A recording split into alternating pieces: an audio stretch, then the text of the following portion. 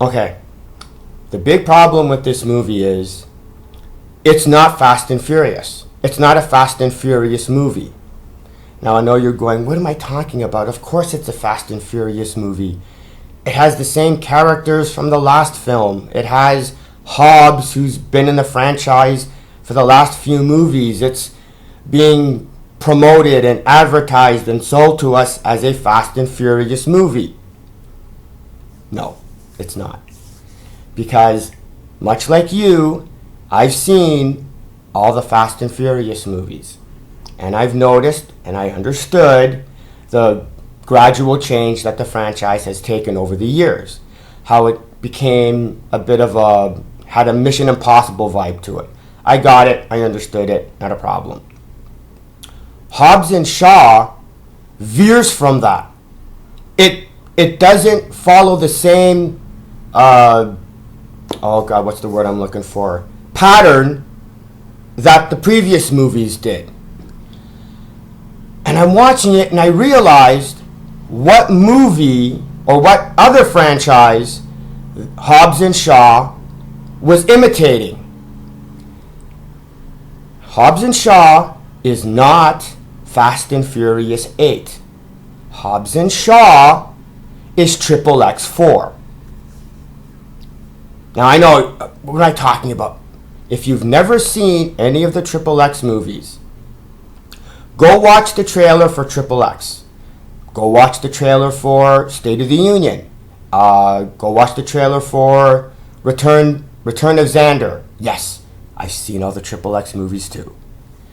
Go watch those trailers, or rewatch those trailers if you've ever seen Triple X, and then compare which movie franchise Hobbs and Shaw more closely resembles. Triple X or Fast and Furious. And you'll notice that Hobbs and Shaw more resembles the Triple X franchise than Fast and Furious. And I'm going to give examples on how and why I even came to that conclusion. Anything that they wanted in this movie to happen, happened. It didn't matter whether it made sense, didn't even matter if it was even necessary. Whatever happened, happened. Like when they all go to Shaw's safe house, where at that little underground thing where there was the little Mini Coopers. How did he get it? Where did that come from? How did he get it? Where did it come from? Doesn't matter. They needed a safe house. They got a safe house. They needed to get fake passports to get on the airplane. So Shaw goes on that computer and in like 10 seconds just is able to create fake IDs. Just because they needed it, they had it done. That Russian girl, later on in the film, right? Who is she? How did she get all the stuff? Doesn't matter. They wanted her in there. They didn't even need her, to be quite honest.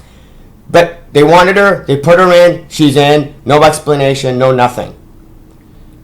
The other aspect of this movie that makes it a Triple X movie is the action scenes. It didn't matter whether the action scenes made sense or even, again, were even necessary.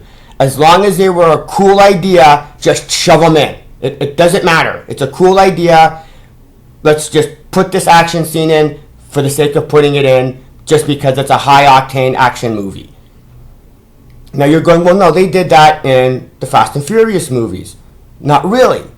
Because in the Fast and Furious movies, those high-octane, impossible scenes, there would only be one or two of them per movie, right? Like the one movie where they drive the car from one tower and drive it into the other tower. That is, for lack of a better term, their money shot. Okay? Yes, I know what it means. If you can think of a better term, let me know and I'll use that. They only have the one money shot. The one where they're on the highway and they got the tank and they do that leap from one side of the highway to the gap to the other one. That's it. It's only that one main big impossible action scene. in Hobbs and Shaw, every action scene was an impossible, over-the-top action scene. Even if it didn't make sense and it didn't work, they just threw it in whatever. Like the motorcycle, like the car going underneath the two trucks, and then the motorcycle. The sound effect for the motorcycle sounded like a transformer. I don't know if that was on purpose or if it was just in my head, but because of the way that motorcycle transformed, the sound effect of it sounded like a transformer transforming, or the sound effect of one. The motorcycle can do whatever it can to get, you know what I mean? It was impossible. It was ridiculous.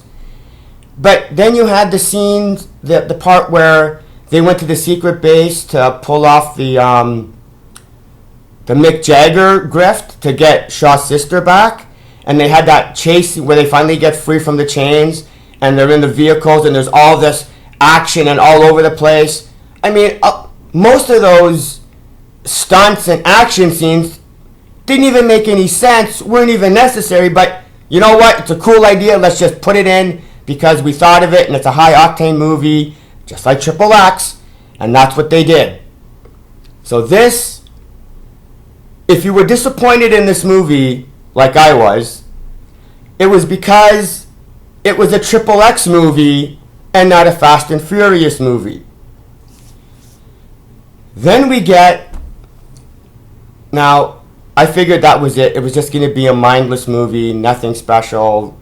There was really nothing to bitch about because it's like pointing out the stupid in this movie is going to be irrelevant. But this movie,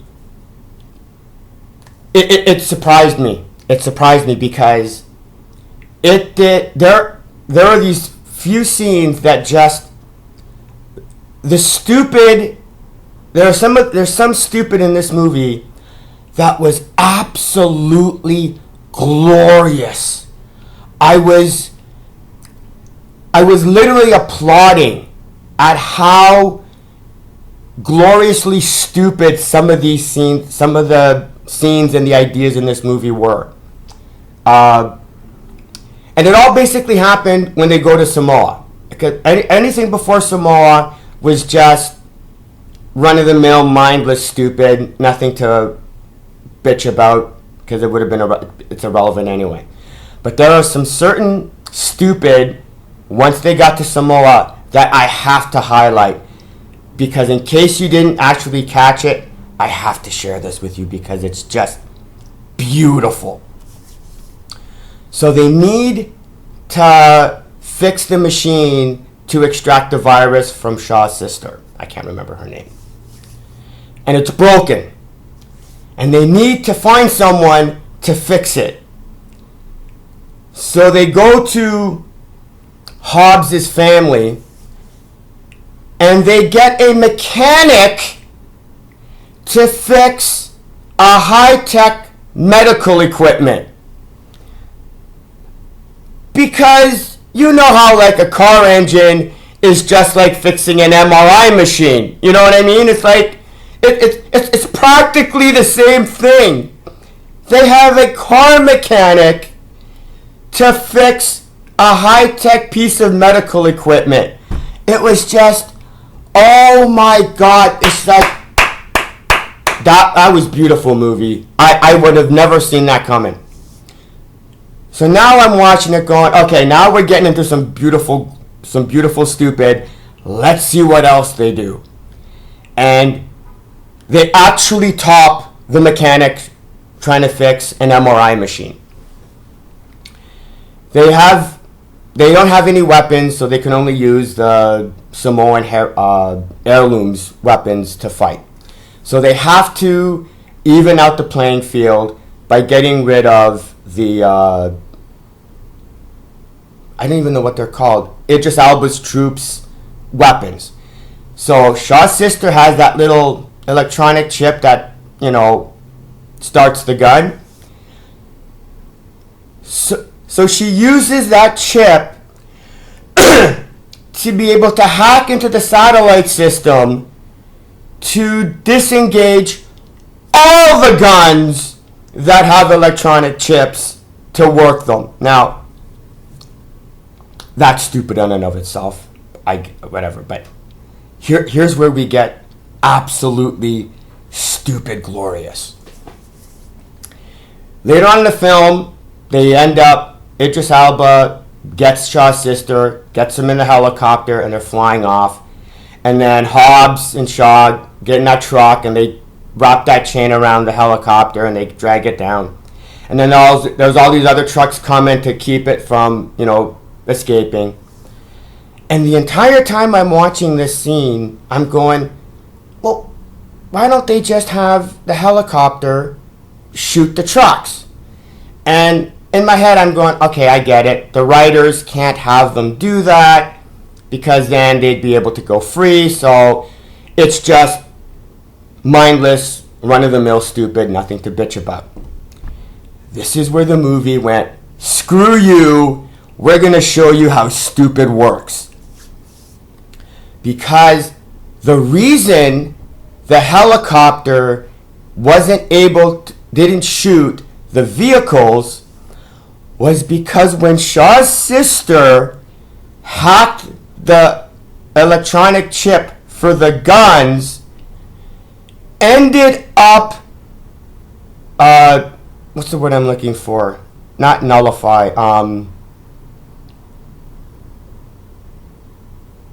made unworkable all of the weapons. Okay? When she hacked with that little electronic chip, she ended up negating the ability of the helicopter to fire, of the armored cars to fire. You want to know how I know that? Because when the 6 minutes when the 6 minutes were up, and all their guns lit up, and they went, sir, we're back online. That's when the helicopter started shooting the vehicles. That's when the armored cars had like the sunroof open up and the guns came out. Shaw's sister, the reason the helicopter didn't shoot the vehicles wasn't because the writers couldn't have it. It was because the writers had it that when she hacked the chip that operates a gun, a single gun, that hacked all the weapon systems of the entire network of the secret base. It was like, I was mind blown. It was like on a scale from 1 to 10, that had to be a 2021. Because that was just how could it was glorious. And I was going, it's too late in the movie, there's no way they can top that. They didn't really, but the movie still had one more glorious stupid in it that I had to share. And that was when Hobbs and Shaw are doing that final fight scene with Idris Elba's character. I can't remember the character's name. It's always going to be Idris Elba, no matter what he plays. When he plays 007, I'm not going to be referring to him as James Bond. I'm going to be referring to him as Idris Elba. So Hobbs and Shaw are getting their ass kicked by Idris Elba. And then they go, you know what we need to do? If we work together as a team, we'll be able to beat him. Now, and then they start working as a team, and they start beating him. Now, if during the rescuing his sister, when they were on the back of the truck and they were fighting Idris Elba for the first time, if at that point they had double teamed him and it didn't work, I would have gone, okay, they're just assuming that nobody remembers it. They already did fight. They already did double team him and it didn't work. Nobody's going to remember. No, they didn't double team him on the truck. When they started the fight at the end of the movie, did they double team him there? Just in case, and then they went, oh, they just forgot about it? No. They actually double team Idris Elba and it failed. Do you want to know when they double teamed at Idris Elba and it failed? 10 seconds before they came up with the plan of double teaming him to beat him. Because the scene is, they're both coming at him. His electronic eye or whatever calculates both of them. He's able to fend off and defend against both of them. Knocks one way, knocks the other one way. Attacks Shaw, and then Hobbs comes up from behind him and hits him. And that's when they come with the brilliant plan that if we double team him, we'll win. Dude, your last round with him was you double teaming him, and he still kicked your ass. It's like, what other... oh my God, it was just... again, it was just the glorious stupid of this movie that I just had to just share. It was just beautiful. What was the other one?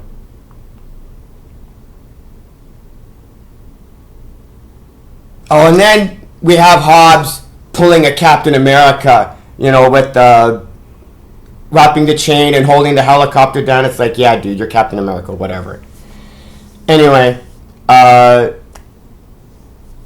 summary of it was, this was a Triple X movie, okay? And I didn't like the Triple X movies, and this sucked because it was a Triple X movie. And the stupid in this movie was glorious. I loved it. I absolutely enjoyed. I wish there was more of that glorious stupid, because in the beginning of the movie it was just mindless, stupid and unnecessary action, and that constant bickering and exchange of insults between Hobbs and Shaw. It was like it wasn't even the insults were lame. It wasn't even funny. It was supposed to be a running gag, I guess. Them bickering like, husband and wife type thing. It was the only part that I really enjoyed. I didn't even enjoy the stunts, because the stunts weren't really that interesting, other than that one money shot. I know, leave me alone. The McLaren and the motorcycle, which I don't even know which it was, going under the trucks. Other than that, there wasn't really any other action scene that was anywhere impressive, and it's a mediocre film. It had no high stakes. The high stakes were so fake, so you knew that it had no relevance. The action was meh. Story was okay, I guess. It just needed more glorious stupid. That I'm actually looking forward more now to not actually enjoying a movie because it's good, because those days are probably gone. So now I'm just looking forward to all the glorious stupid I can see that's going to happen in movies, and enjoy them for the glorious stupid that movies nowadays are the only things that they can provide anyway. So anyway, enough of me rambling. I'm out of here. See ya.